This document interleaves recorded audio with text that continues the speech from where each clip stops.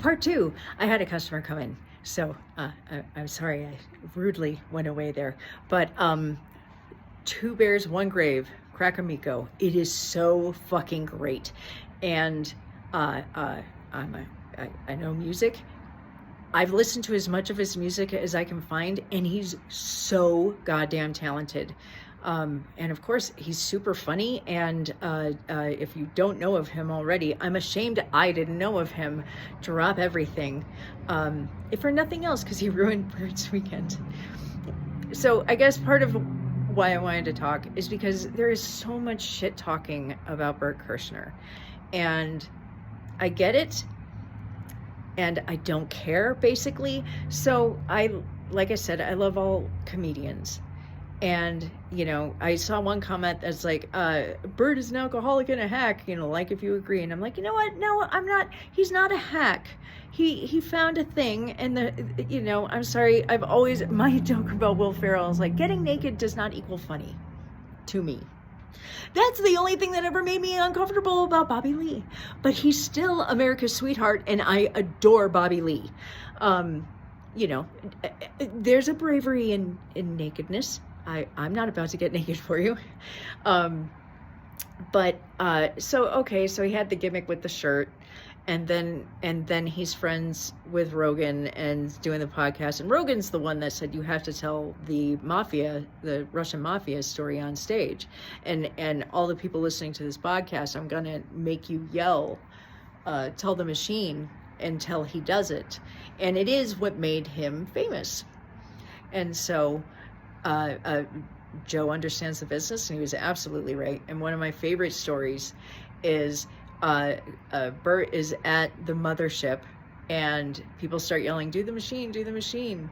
And he's like, apparently he does it at every show, but he doesn't want to do the machine at that show. And so he's like, I'll do the machine if Ron does tater salad. And of course the whole audience is like, holy shit, Ron White's here?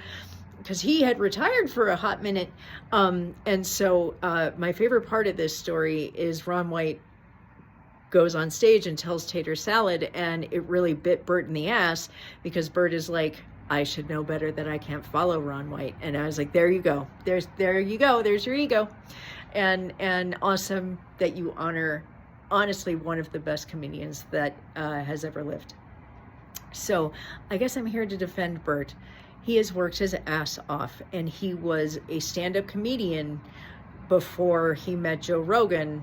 And they had already done the interview with Rolling Stone, and he was already doing reality TV shows and stuff. So it's not like he's only a comedian because of Joe Rogan, as opposed to Schwab. So, and it's, he is a funny guy, but is he, I can stand on stage and make strangers absolutely guffaw funny? Apparently not. And so, I think people are comparing Bert with Brandon, and that's not fair.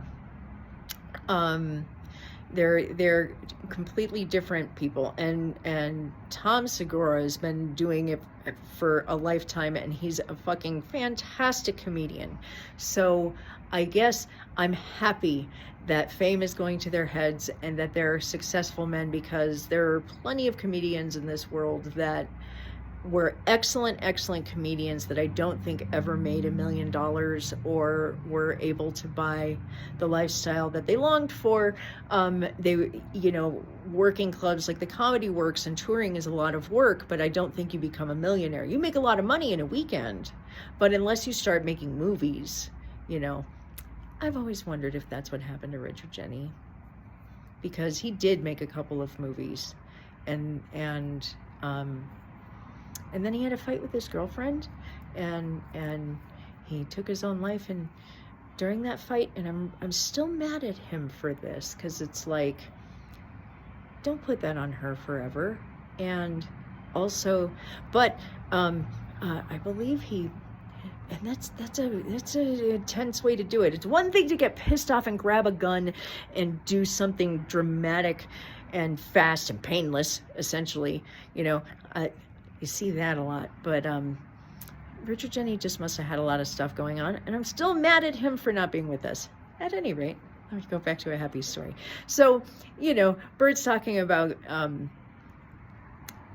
he bought himself his first Rolex, and that he went to a Rolex dealer, and I don't know enough about watches to use the right terminology, but he goes into this place in Vegas and and he's like, well, I'm thinking about buying this one. And she's like, that's a little bit above your pace right now. And like, I would be insulted by that. And obviously he was. And she's like, I think you should have this watch. And he was like, you know, unhappy because it wasn't the watch that he wanted. But he bought it anyway, and now he absolutely loves it, and she was absolutely right. So now he and Tom will go and visit this woman when they go to Vegas, and they go in with their black American Express cards, and they run it. I don't know if they even know numbers or anything. I know they don't know what they're getting. And then they pay for it, and then they open it up, and they're both like, this is the one I wanted. This is the one I wanted. Why am I telling that boring story? Because that is the person I want to be for darts. And you know what? I'm getting there.